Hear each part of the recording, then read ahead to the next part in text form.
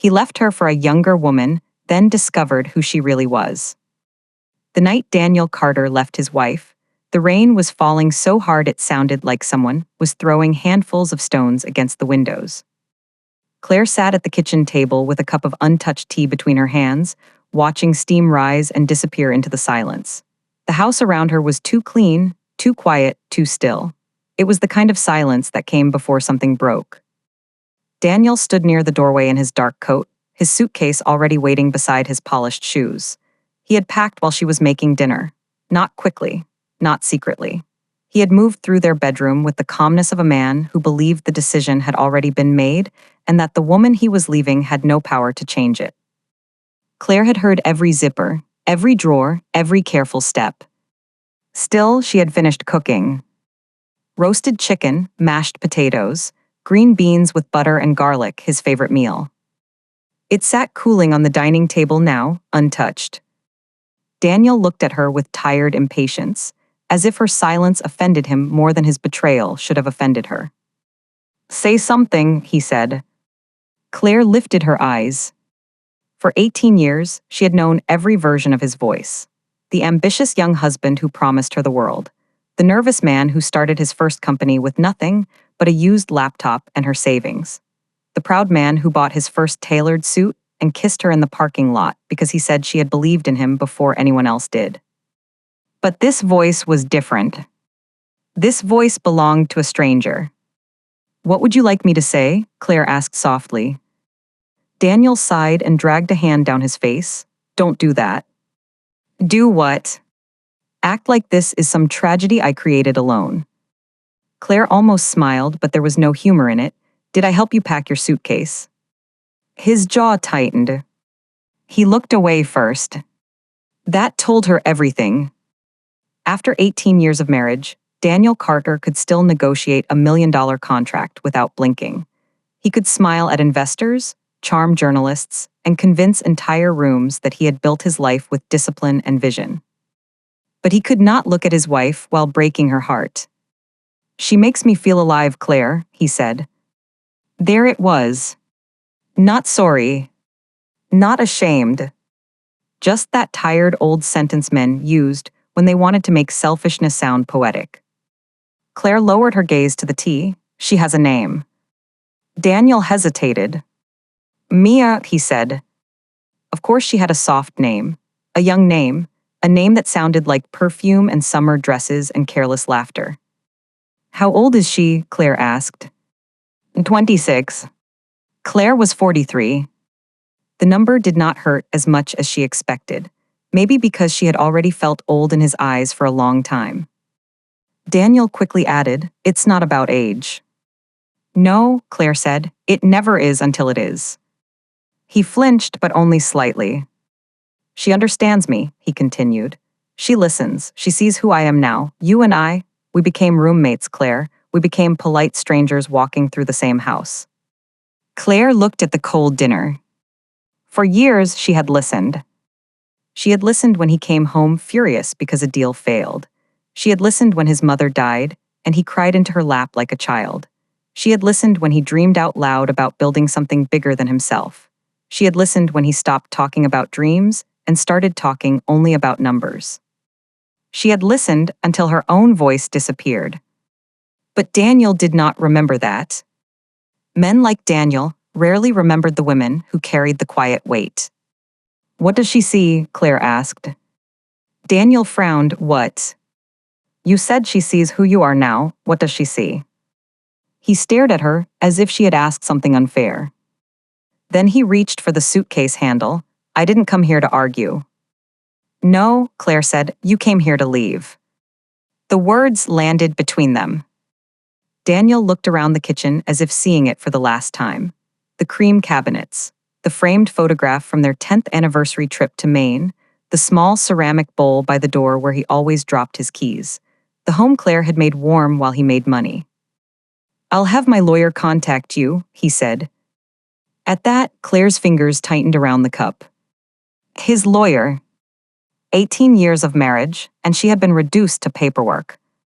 "I see," she said. Daniel looked relieved by her calmness. That almost made her laugh. He expected tears, begging, anger, a scene he could later describe to Mia as proof that leaving had been necessary. But Claire had spent too many years being underestimated to give him the satisfaction. "You should know," Daniel said, clearing his throat, "I want to be fair." "Fair?" "The house, support, whatever is appropriate. I won't leave you with nothing." Claire looked up again. There it was. The final insult. He thought the house was his kindness. He thought support was his mercy. He thought she had been living on what he allowed her to have. For a moment, she considered telling him the truth right then. She imagined saying the words slowly, watching his face change as the floor beneath his confidence cracked open. But not tonight. Tonight, Daniel needed to leave believing he had all the power. So Claire only nodded. "How generous," she said. He did not hear the blade beneath the softness. Daniel picked up his suitcase. At the door, he paused. "I never wanted to hurt you." Claire looked at him, really looked at him. His expensive coat, his handsome face, the silver at his temples that people said made him distinguished, the man she had loved with her whole foolish heart. And suddenly, she saw him clearly. He did not want to hurt her. He simply wanted what he wanted, and her pain was an inconvenience. "That may be true," Claire said, "but you did." Daniel opened the door. Cold rain blew inside. For a second, he seemed to wait for her to call him back. She did not. The door closed. The house exhaled. Claire sat alone in the kitchen, listening as his car started in the driveway. Headlights swept across the windows and vanished down the street. Only then did she allow herself one breath that shook. Not a sob. Not yet. Just one sharp breath, like the body realizing it had survived the first blow. Then she stood, walked to the dining room, and began clearing the table. Plate by plate. Fork by fork. The chicken went into the trash, the potatoes followed. The green beans slid from the serving dish with a soft, final sound. When the table was empty, Claire wiped it clean. Then she went upstairs. Daniel had left his side of the closet nearly bare. The hangers swung slightly from where he had pulled his clothes away. The room smelled faintly of his cologne. On the bed, he had left a framed photograph face down. Claire picked it up. It was from their wedding day. She was 25 in the picture, wearing her mother's pearl earrings, smiling like a woman who believed love was a promise with roots. Daniel stood beside her, younger, leaner, hungry for the future. His hand rested on her waist as if he would never let go. Claire stared at that young bride for a long time. Then she placed the photo in a drawer and closed it. She did not sleep that night. By morning, the rain had stopped. And by morning, Claire Carter had made one decision. She would not fight for a man who had chosen to lose her. But she would make sure he understood exactly what he had thrown away. Daniel moved into Mia's apartment 2 days later. It was a glass-walled luxury condo downtown, all white furniture, gold fixtures, and art that looked expensive without looking meaningful. Mia loved candles that smelled like vanilla and expensive hotels. She loved fresh flowers, especially white roses. She loved calling Daniel baby, in a voice so young it made him feel dangerous and reborn. For the first week, Daniel believed he had made the right choice. Mia laughed at his stories. She touched his arm when he spoke. She asked about his meetings with wide, admiring eyes. She wore silk robes in the morning and told him he looked powerful before he left for work. Claire had never said things like that. Claire used to ask if he had slept enough, if he had eaten, if the pressure was getting too heavy. Mia asked what kind of car he wanted next. Daniel told himself that was refreshing. At Carter and Vale Development, his real estate firm, no one questioned his sudden new glow. They had learned long ago not to question Daniel Carter. He was the founder, the face, the negotiator, the man whose name opened doors. Or so he believed. His partner, Richard Vale, noticed more than he said. Richard was older, quieter, and careful. He had the habit of watching people as if they were contracts written in small print. Daniel trusted him because Richard rarely disagreed in public. 3 days after Daniel left Claire, Richard stepped into his office and closed the door. "I heard," Richard said. Daniel did not look up from his laptop. "Heard what?" "About you and Claire." Daniel's fingers paused over the keyboard. "It's private." Divorce rarely stays private when your wife controls half the holding company. Daniel looked up sharply. "Claire doesn't control half the holding company." Richard's expression did not change. "Are you sure?" Daniel laughed once. "I founded this company." "With seed capital from Hillcrest Holdings," Richard said. "Yes, and I negotiated that deal." Richard sat slowly across from him. "Daniel, Claire is Hillcrest Holdings." The room went quiet. For a moment, Daniel did not understand the words.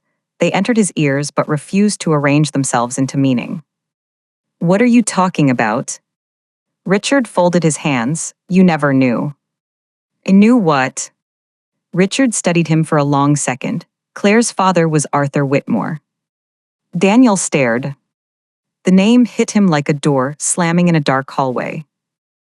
Arthur Whitmore was not just wealthy. He was old money, quiet money. The kind of money that did not need attention because attention was for people still trying to prove themselves. Whitmore Industrial Trust had owned factories, shipping routes, land, and half-forgotten companies whose values had multiplied over generations. Arthur Whitmore had died nearly 20 years ago. Daniel remembered the funeral vaguely. Claire had been pale and quiet for weeks. She had not wanted to talk much about her father's estate. Daniel had been too busy then, chasing investors, trying to keep his startup alive to ask questions. Claire had said, "There's some family business, it's complicated." Daniel had said, "I trust you." Then he had forgotten. Or maybe he had chosen not to know. "That's impossible," Daniel said. Richard leaned back. "No, it's inconvenient." Daniel stood abruptly. "Claire was a school librarian when I met her." "She volunteered at that school," Richard said. "She didn't need the salary." Daniel felt heat rising in his face. "She drove a 10-year-old car."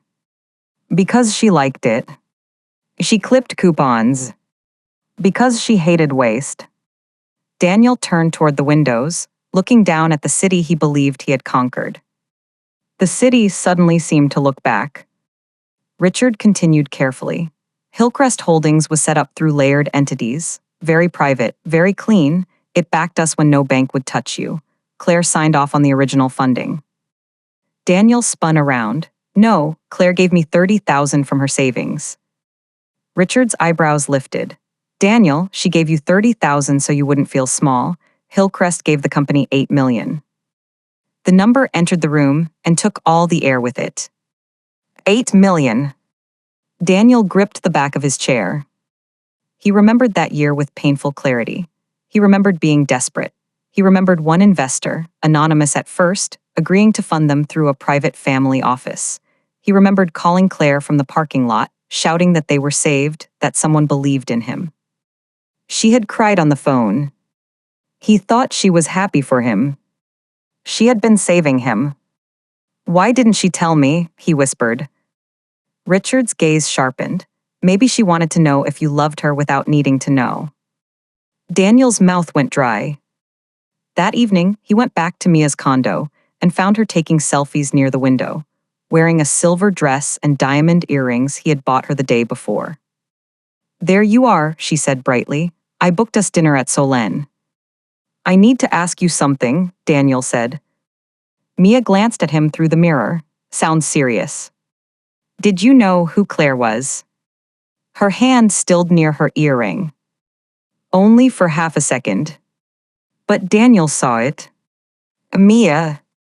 She turned with a practiced little frown. "Who she was, she's your wife." "Don't play with me." Her expression changed, not much, but the softness withdrew. "What happened?" she asked. Daniel stepped closer. "Did you know Claire was Arthur Whitmore's daughter?" Mia's silence answered before her mouth did. Daniel felt something cold move through him. "You knew." Mia crossed her arms. "Everyone in certain circles knows." "I didn't." "That's not my fault." How long? She looked away. How long, Mia? I found out before we got involved. Daniel laughed, but it came out broken. Before. Daniel, don't act like I hunted you. You came to me. I came to you because you made me feel powerful, Mia supplied, interesting, young. He stared at her. She sighed and walked to the bar cart, pouring herself a drink though her hand shook slightly. You were unhappy, I was kind, it happened. No, Daniel said slowly, you knew Claire had money. Mia turned back, and you didn't, that's the part I still can't understand. Daniel's pride recoiled. Mia looked at him, now with an edge he had never seen. You walked around acting like a king, and you had no idea the castle was in your wife's name. The words landed hard. Be careful, Daniel said. Or what, you'll leave me too. The room went silent. For the first time since he left home, Daniel saw Mia without candlelight, without music, without the glow of his own vanity reflecting off her face. She was beautiful. But she was not innocent. What did you want? He asked. Mia took a sip, the same thing everyone wants. Money. Security. My money. She smiled faintly. That depends on how the divorce goes, doesn't it? Daniel felt the floor tilt beneath him. You thought I'd get half of Claire's assets. Mia said nothing. He stepped back as if she had touched him with something poisonous.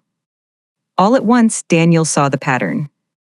The questions Mia had asked after their first month together, whether Claire had family, whether they had a prenup, whether Daniel owned the company outright, whether the house was in his name. At the time, he had mistaken her curiosity for admiration. Now he understood. Mia had not loved his power. She had smelled money nearby and followed the scent. But the worst part was not Mia. The worst part was that Daniel had been so eager to be worshipped that he never wondered why. The next morning, Claire sat in the office of Eleanor Shaw, one of the most respected divorce attorneys in the state.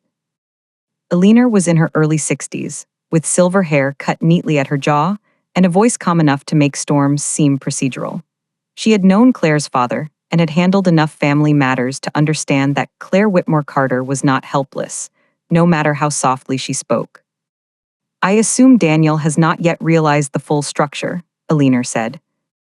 Claire looked out at the city through the office windows. He knows something now, Richard probably told him. Eleanor nodded, then he'll panic. Daniel doesn't panic. All men panic when they discover the woman they underestimated owns the door they slammed. Claire turned back. For the first time in days, she smiled. Eleanor opened a folder. Your father's trust protected premarital assets. Hillcrest remains separate. Daniel has no claim to your inherited holdings. As for Carter and Vale, the ownership documents are clear. Hillcrest holds 46%. Daniel personally holds 24%. Richard holds 20%. The remaining 10% is split among early employees. Claire nodded. However, Eleanor continued, Daniel may try to argue contribution, lifestyle reliance, emotional hardship, public image damage. He may attempt to pressure you into a generous settlement to keep things quiet. Claire's eyes lowered. I don't want revenge, she said. Eleanor watched her. Are you sure? Claire thought of Daniel at the door with his suitcase. I won't leave you with nothing. Yes, she said, I want clarity. Clarity can feel like revenge to people who benefited from confusion. Claire absorbed that. Then she opened her handbag and took out a small envelope. I also want this delivered after the first filing. Eleanor took it. What is it? The letter. To Daniel. Claire nodded. Eleanor did not open it. Are you asking me to send this as counsel or personally? As counsel, Claire said. I don't trust myself to speak to him yet. Eleanor placed the envelope into the folder. Then we'll proceed. When Claire left the building, the sky was pale blue after days of rain. She stood on the sidewalk for a moment, breathing cool air, feeling the city move around her. For 18 years, she had made herself smaller so Daniel could feel taller. She had dressed simply because he hated wealthy people who flaunted money. She had avoided her family name because he was proud of building his own. She had let him believe he rescued her from an ordinary life because his confidence was fragile in ways he never admitted. She had thought that was love. Now she wondered how many women spent years mistaking self-erasure for devotion. Her phone buzzed. A message from Daniel. "Can we talk?" Claire stared at the screen. Then another. "Please, I need to understand." A third. "Why didn't you tell me?" Claire turned the phone face down and got into the waiting car. She had no intention of explaining herself to a man who had never asked the right questions when he had the chance. Daniel's first meeting with his divorce lawyer did not go the way he expected. His attorney, Marcus Bell, was young, expensive, and confident until he reviewed the documents Alina Shaw's office had sent over. Then Marcus became very quiet. Daniel sat across from him, impatient. "Well." Marcus adjusted his glasses. "This is complicated." "I'm aware." "No," Marcus said. "I mean structurally complicated. Your wife's premarital and inherited assets are extremely well protected. The trust is old, sophisticated, and frankly, built for exactly this." Daniel's jaw tightened. "What about the company?" "You own 24% personally." "I founded it." The documents say Hillcrest Holdings provided primary capitalization and retained significant equity. "I built its value." "You contributed labor, leadership, and strategy. That matters, but ownership matters more." Daniel leaned forward. "Can I challenge it?" Marcus inhaled carefully. "You can challenge anything. The question is whether doing so helps you or humiliates you." Daniel stared. Marcus turned a page. "There's more. The marital residence is not solely in your name. It is owned by a Whitmore family residential trust. You have occupancy rights through marriage, but now that you've vacated." "I didn't vacate," Daniel snapped. "I left temporarily." Marcus looked at him. Daniel looked away. The attorney continued. "There appears to be a prenuptial waiver." Daniel frowned. "We don't have a prenup." Marcus slid a document across the desk. "Not a traditional one, but you signed several asset acknowledgement forms before accepting Hillcrest's investment." Daniel picked up the page. His signature sat at the bottom. He remembered signing dozens of documents in those early days. Claire had placed some in front of him and said, "This just keeps the family investment clean." He had been too excited to care, too proud that money was flowing in, too confident to read every line. Now every unread line had teeth. "This can't be enforceable," he said. Marcus did not answer quickly enough. Daniel dropped the page. "What can I get?" Marcus looked at him with the careful sympathy of a man paid, not to call his client a fool. "Daniel, based on what I've reviewed, the better question is what can you keep?" That night, Daniel did not go home to Mia right away. He drove instead to the old neighborhood where he and Claire had lived during the first 3 years of their marriage. Their first apartment sat above a bakery on a narrow street lined with trees. The windows were different now, and the bakery had become a coffee shop with hanging plants and exposed brick. Daniel parked across the street and watched strangers walk through a door that used to be theirs. He remembered Claire in that apartment at 26, barefoot in the kitchen, hair tied messily, laughing because the oven always burned one side of everything. He remembered her sitting on the floor beside him while he worked through business plans, asking questions sharper than any investors. What happens if construction costs rise? What if the bank calls the note early? Who owns the land under the deal? He used to tease her, "You should run the company." She would smile and say, "No, I just like seeing you win." He had believed that. What he had not understood was that Claire had been trained in rooms he had never entered. She had grown up listening to trustees, lawyers, executives, and board members. She understood money the way some people understood weather. She had hidden her intelligence behind kindness. And Daniel, fool that he was, had mistaken kindness for simplicity. His phone rang. Mia. He let it ring. A minute later, a text appeared. "Are you coming? I ordered dinner." Then another. "Daniel." Then another. "We need to talk about what happens next." He locked the phone. For the first time since meeting her, Mia's attention felt less like admiration and more like a hand in his pocket. 3 weeks later, the divorce filing became public. Not loudly, not scandalously, just a small mention in a local business column that people in Daniel's world read religiously. Daniel Carter, founder of Carter and Vale Development, and Claire Whitmore Carter have filed for divorce after 18 years of marriage. The name did it. Whitmore. By noon, Daniel's phone would not stop ringing. Investors called, board members called, old acquaintances called with voices full of false concern and real curiosity. "You never mentioned Claire was a Whitmore. Is Hillcrest changing its position? Should we be worried about the Lakeshore project? Will this affect financing?" Daniel answered each call with increasing irritation. "Nothing changes. We're stable. This is personal." But everything had changed. At 3 o'clock, Richard entered Daniel's office without knocking. "We have a problem," he said. Daniel rubbed his temples. "Which one?" "Claire resigned from the advisory board." Daniel looked up. She was on the advisory board. Richard stared at him. Daniel felt his face burn. "Yes," Richard said, quietly, through Hillcrest's seat. She rarely attended in person, but she reviewed major deals. Daniel stood. "Why didn't anyone tell me?" "She asked us not to make it awkward." "Awkward." Richard's patience finally cracked. "Daniel, half the people in this company know Claire saved us more than once." Daniel went still. Richard continued, voice low. "The North Pier deal, she flagged the environmental lien before we signed. The warehouse redevelopment, she found the zoning issue. The pension fund introduction, that was through her family office. The emergency credit line during the pandemic, Hillcrest guaranteed it."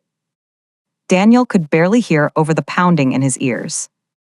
"That was you," he said weakly. Richard shook his head. "I let you think it was me because Claire asked me to." "Why?" "Because you needed to believe you were carrying everything." Daniel's office seemed suddenly too bright, too exposed. On his desk sat framed magazine covers with his face on them. Developer of the Year, Visionary Builder, the man reshaping the waterfront. Daniel stared at those covers and felt something ugly open inside him. How much of his greatness had been quietly protected by the woman he had called ordinary? Richard placed a document on his desk. "Hillcrest is reviewing its exposure." Daniel looked at it but did not touch it, meaning if this turns hostile, they may unwind future commitments. "They can't." "They can." Daniel's phone buzzed again. "Mia." This time, the message preview appeared. "We should talk before your lawyers ruin everything." Richard noticed the name. His expression hardened. "You need to be careful with her." Daniel looked up. "You know Mia." "I know of her." "What does that mean?" Richard hesitated. Daniel's voice sharpened. "Say it." "She dated Alan Pierce 2 years ago." Daniel knew Alan Pierce, tech investor, divorced, messy settlement. Richard continued. "Before that, she was linked to Thomas Gray, also wealthy, also married when it started. Both ended badly." Daniel's stomach turned. "How badly?" Alan claimed she used private information during his divorce negotiations. Nothing proven. Thomas paid her to go away. Daniel sat down slowly. Mia had told him she worked in luxury brand consulting. She had said wealthy men approached her constantly, but she hated being judged. She had cried once, telling Daniel that people always assumed beautiful women wanted something. Daniel had comforted her. He had believed he was different from those men. Now he realized he was exactly like them.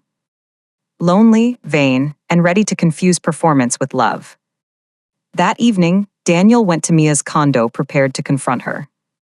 He found 2 suitcases near the door. For one wild second, hope stirred in him. Maybe she was leaving. Maybe at least one problem would solve itself. But Mia emerged from the bedroom, holding a stack of papers. "We need to discuss our future," she said. "Our future?" "And yes." Daniel laughed bitterly. "You mean my divorce?" "I mean our financial security." "There is no our financial security." Her eyes cooled. "Daniel, don't be cruel." "Cruel?" He stepped inside and shut the door. "You knew who Claire was. You knew I didn't. You let me destroy my marriage thinking I was choosing love." Mia's face twisted. "Don't put your choices on me. You told me your marriage was dead." "It wasn't dead." "You said she didn't understand you." "She understood me better than anyone." Mia stared at him. The truth of that sentence surprised them both. Daniel swallowed. Mia placed the papers on the counter. "I gave up opportunities for you." "What opportunities?" "Men who actually knew what they had." The cruelty was so casual it almost impressed him. Daniel looked at the papers. "What are those?" "Records," she said. "Messages, photos, proof of our relationship." His blood went cold. She smiled without warmth. "You're a public man, Daniel. Divorce is one thing, a scandal is another." "You're threatening me." "I'm protecting myself." "From what?" "From being discarded." Daniel looked around the condo. The white roses, the candles, the dress hanging over a chair, the life he had mistaken for freedom. He finally understood that he had not escaped a prison. He had walked into a trap made from his own ego. "What do you want?" he asked. Mia's answer came smoothly. $2 million, and you publicly confirm we began after your separation." Daniel stared at her. "We didn't." "Then call it kindness." Daniel almost laughed. Kindness. That word had once belonged to Claire. In Mia's mouth, it sounded like a knife. "I don't have 2 million liquid," he said. "Then get it." "From Claire." Mia's smile sharpened. "Now you understand."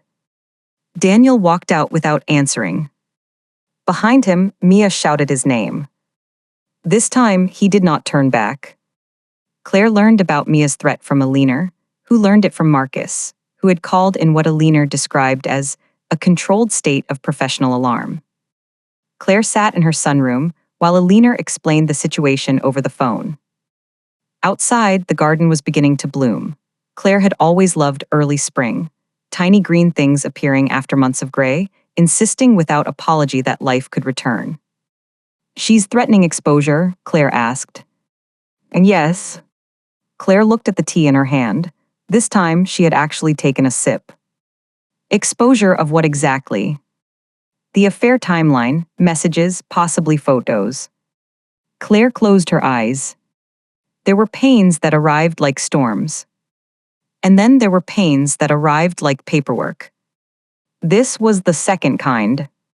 "She wants money," Alina said, "from Daniel but indirectly from the settlement." Claire opened her eyes. "No. I assumed that would be your position." "Daniel created this mess," Claire said. "He can stand in it." Alina was silent for a moment. "There's something else. Mia's legal name is Amelia Voss. She has a history."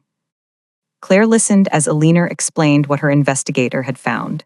Amelia had grown up not poor, exactly, but hungry for proximity to wealth. She had worked in events, luxury branding, private membership clubs. She had a talent for entering the edges of powerful rooms and making lonely men believe she belonged at the center. No convictions, no clean criminal trail. Just rumors, settlements, non-disclosure agreements, and a pattern of wealthy men left embarrassed enough to stay quiet. Claire felt no triumph. Only exhaustion. "What do you want done?" Alina asked. Claire looked toward the garden. Years ago, her father had told her something she never forgot. "People think power is loud, Claire. It isn't. Power is knowing when not to raise your voice." Claire had not raised her voice when Daniel left. She had not raised it when he insulted her. She had not raised it when he discovered the truth. She would not raise it now. Send Daniel the letter, she said. Eleanor paused. Are you sure? And yes. Daniel received Claire's letter the next morning. It arrived at his office in a cream envelope, hand-addressed in the handwriting he knew better than his own signature. For several minutes, he only stared at it. Then he locked his office door and opened it. The letter was one page. Dear Daniel, by now, you know some of what I never told you. I imagine you are angry, perhaps embarrassed, perhaps you believe I deceived you. I want you to understand something clearly. I did not hide who I was because I was ashamed. I hid it because when we met, you told me you hated how money changed people. You said you wanted to build something real, not marry into something old. I admired that. I loved that. So I gave you the version of me you seemed able to love. That was my mistake. I should have trusted you with the whole truth and allowed you to choose honestly. Instead, I protected your pride and called it devotion. For that, I take responsibility. But I will not take responsibility for your affair. I will not take responsibility for your cruelty. I will not take responsibility for the life you chose after walking out the door. You once told me that success reveals character. I believed you. It appears failure does too. Claire? Daniel read the letter once. Then again. Then a third time. By the end, his hands were shaking. Not because she had attacked him. Because she had not. There was no pleading, no accusation beyond what he had earned, no dramatic threat, just truth, clean and devastating. I gave you the version of me you seemed able to love. He placed the letter on his desk and covered his face. For the first time since leaving, Daniel cried. Not the shallow tears of a man caught, not the angry tears of humiliation. He cried because memory had finally become evidence. Claire at 25, laughing in a burned kitchen. Claire at 30, pawning a bracelet. At least he thought she had pawned it to help cover payroll. Had she really?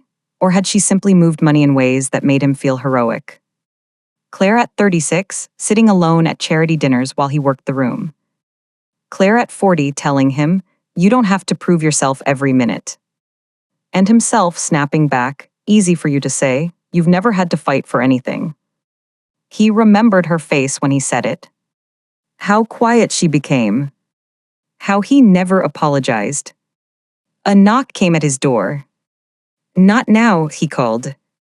The door opened anyway. Richard stepped in.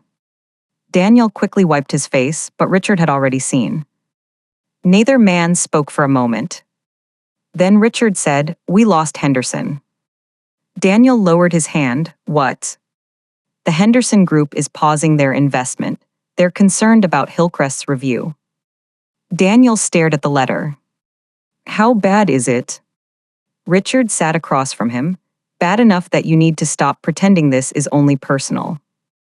Daniel laughed weakly. I'm not pretending anymore.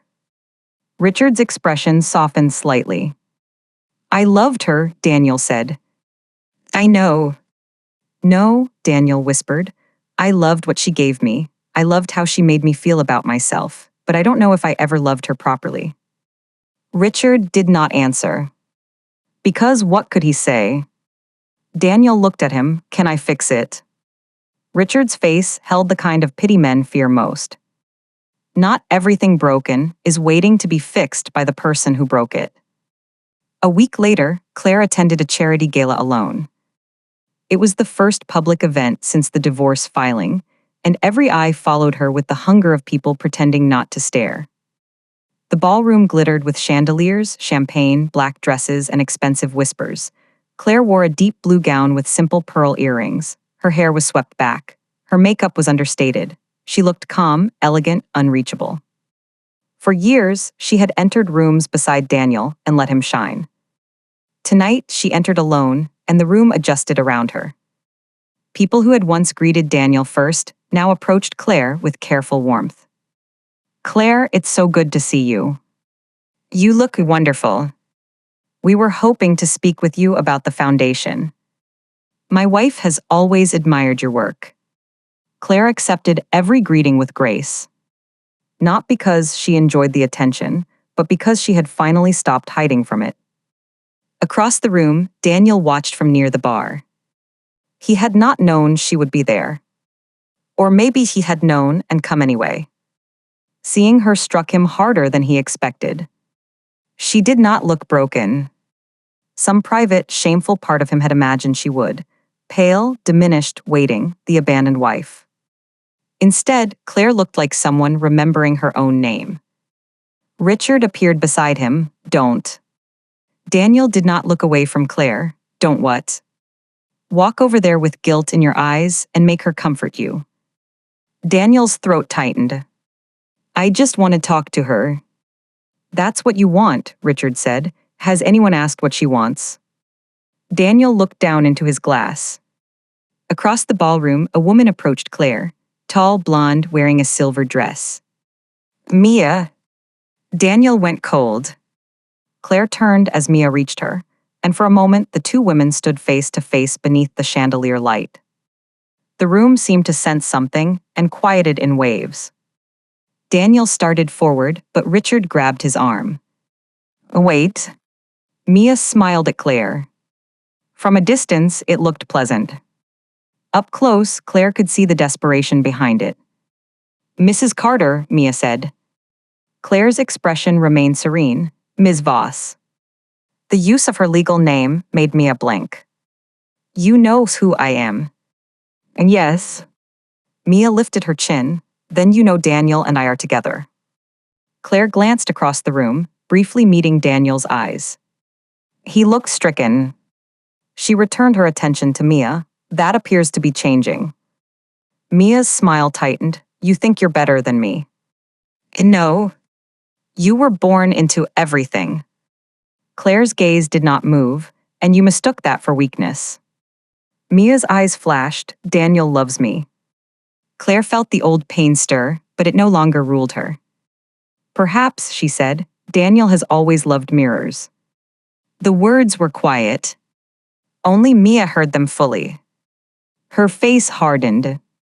You don't know what it's like to have nothing, Mia said. Claire's expression changed then, not anger, something more dangerous. You're right, Claire said. I don't know what it's like to have nothing, but I do know what it's like to make yourself nothing for someone else. I don't recommend it. Mia stared at her. For one moment, behind the performance, Claire saw the frightened girl beneath. The hunger, the resentment, the belief that security had to be taken because it would never be given. Claire almost felt sorry for her. Almost. Then Mia said, you should pay him fairly, after everything he built. The sympathy vanished. Claire leaned slightly closer. I am paying him exactly what the law requires, she said. Nothing more, nothing less. If you were counting on my gratitude for being betrayed, I'm afraid you miscalculated. Mia's face flushed. Claire stepped around her and moved toward the foundation director, leaving Mia standing alone in the center of the room. Daniel saw the exchange, though not every word. But he saw enough. Mia was not there for love. Claire was not there for revenge. And he was there with nothing but the wreckage of his own choices. Later that night, Daniel waited near the coat check. Claire emerged with a small clutch in one hand and her coat over her arm. Claire, he said. She stopped. For a moment, neither moved. Then she said, Daniel. The sound of his name in her voice nearly undid him. I read your letter. I assumed you would. I'm sorry. She looked at him carefully. The apology hung there, too small for the damage, but perhaps the first honest thing he had offered in months. For what? She asked. Daniel swallowed. There were easy answers, the affair, leaving, the insults. But Claire deserved the harder truth. For needing you to be less than you were, he said. For loving the version of you that made me feel bigger.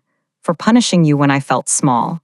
For leaving you in the cruelest way I could because I was too cowardly to admit I was aging, afraid, and empty. Claire's eyes glistened, but she did not cry. Daniel continued, and for Mia. Claire looked away briefly. That part is yours to carry, she said.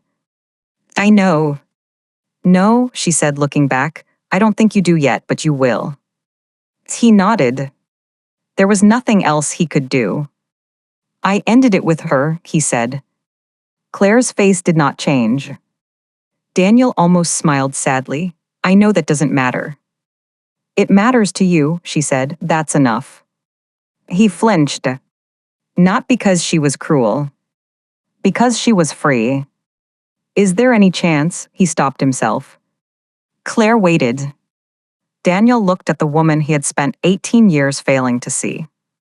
Is there any chance that someday you could forgive me? Claire was silent for a long time. Around them, people laughed softly, coats rustled, cars waited outside beneath golden lamps.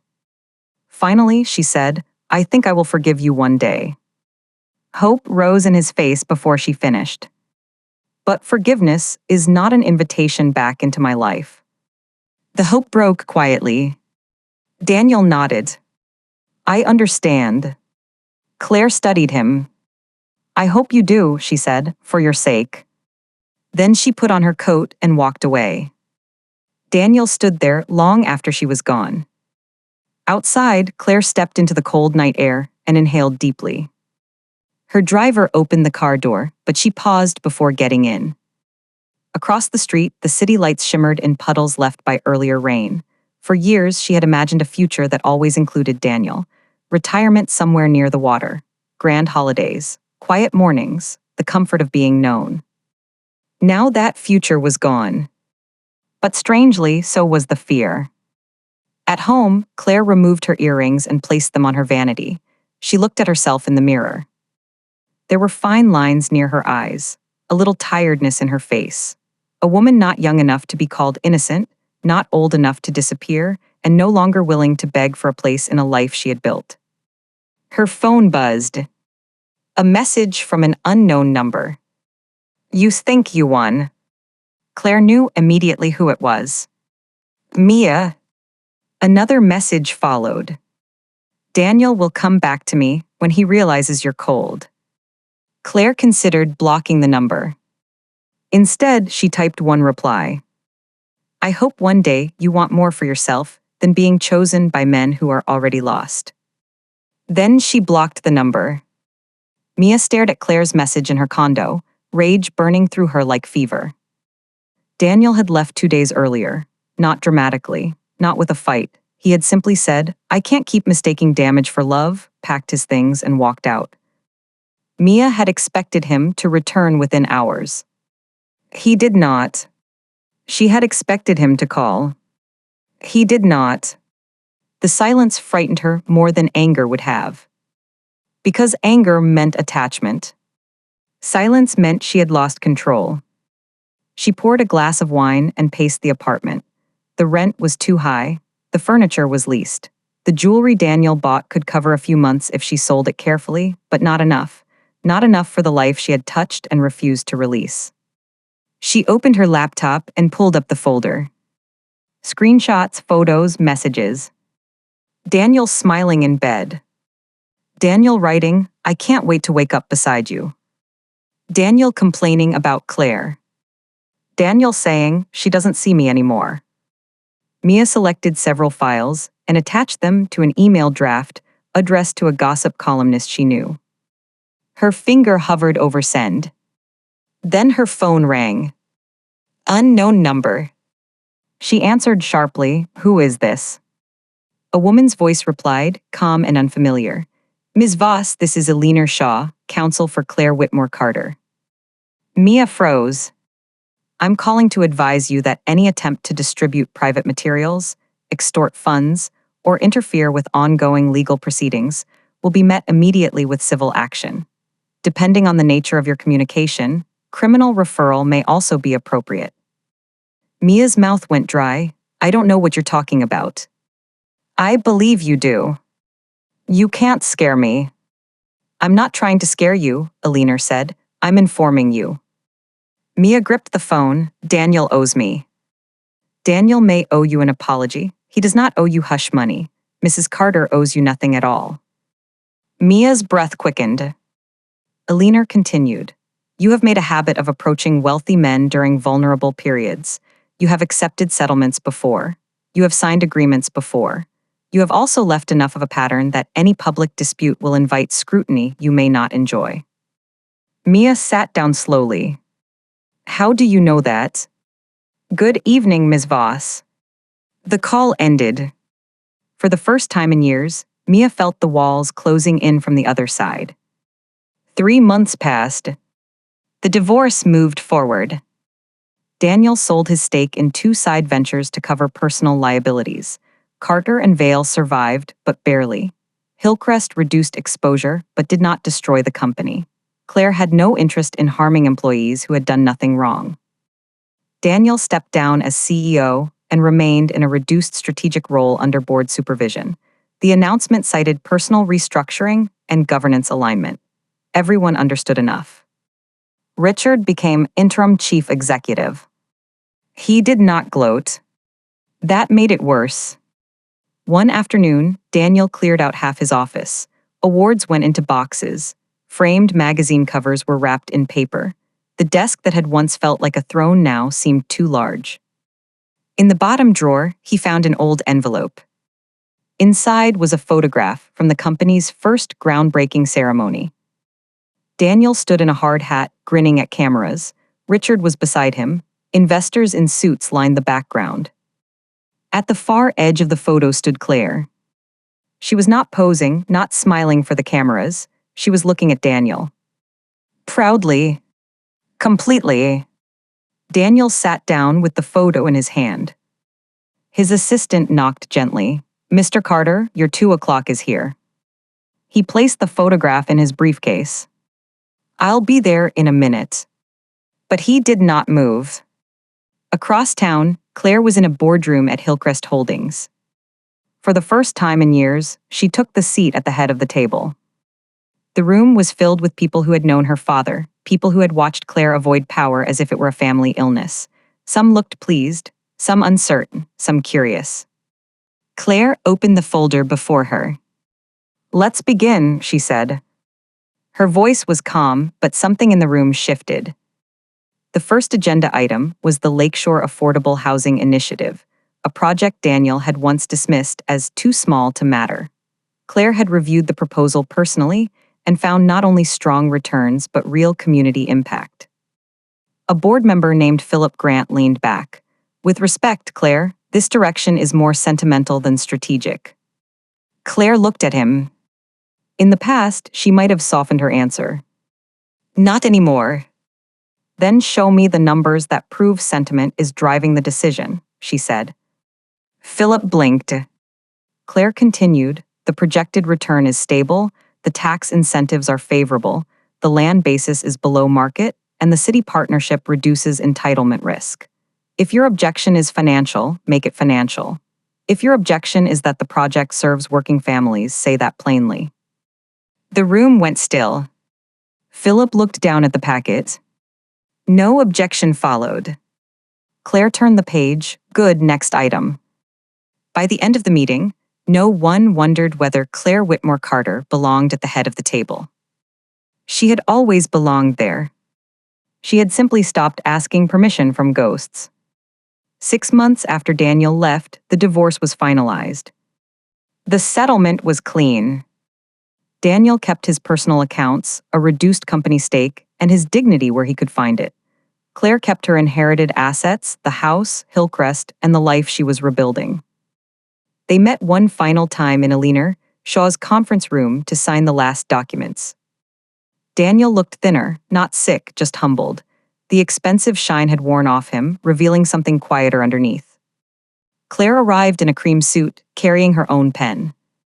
No one spoke much during the signing. Paper moved. Pages turned. Names were written. 18 years ended in blue ink. When it was done, Aliner and Marcus stepped out to give them a moment. Daniel looked at Claire across the table. I found the photo from the groundbreaking, he said. Claire's expression softened slightly. You kept that. I didn't know I had. A faint smile touched her mouth. That sounds right. He looked down. I've been trying to understand how I missed so much. Claire capped her pen. You didn't miss it all. He looked up. You ignored some of it, she said gently, because seeing me clearly would have required seeing yourself clearly too. Daniel absorbed that.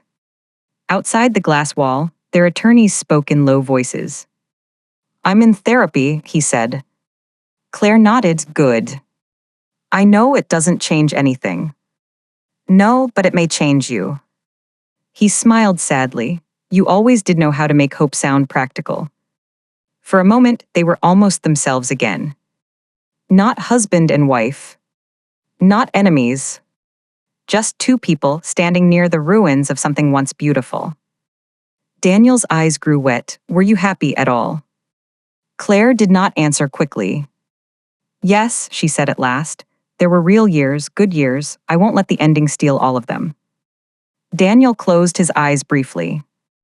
That mercy hurt more than anger. I'm sorry I didn't protect them, he said. So am I. They stood. Daniel looked as if he wanted to hug her, but he did not move. That restraint was, perhaps, the first gift he had given her in a long time. Claire picked up her handbag. Goodbye, Daniel. He swallowed. Goodbye, Claire. She walked out first.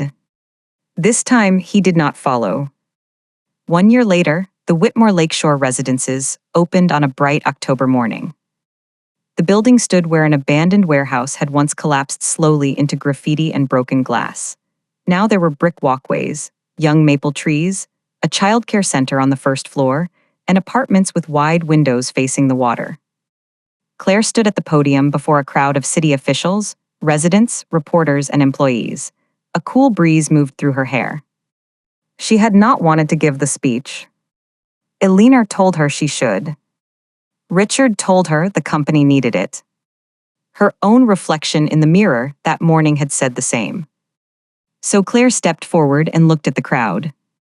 For many years, she began, I believed strength meant endurance. I believed it meant staying quiet, carrying what needed to be carried, and asking for little in return. The crowd settled. Claire continued.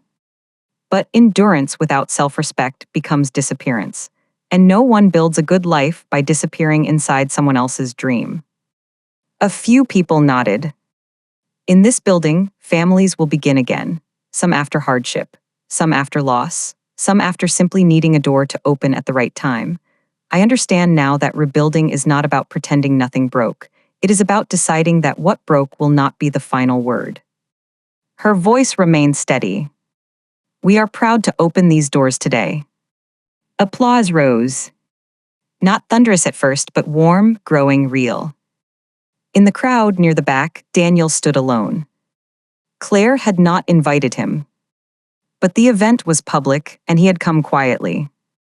He listened to her speech with his hands folded in front of him, the wind moving through the silver in his hair. He saw her now, not as the wife who had made dinner, not as the woman he left at the kitchen table, not as the hidden heiress, but as Claire, the woman who had always been more than he was brave enough to know. Beside him, Richard appeared. Daniel glanced over. Did you know she was speaking? And yes. Did she know I came? Richard looked toward Claire. I doubt it. Daniel nodded. After the ribbon cutting, people gathered around Claire. Residents thanked her. Reporters asked questions. A little girl handed her a paper flower from the childcare center, and Claire knelt to accept it with both hands. Daniel watched her smile. The ache in his chest was no longer the desperate ache of wanting her back. It was the quieter pain of understanding that some losses become teachers only after they stop being negotiable. Richard said, "You should leave before she sees you."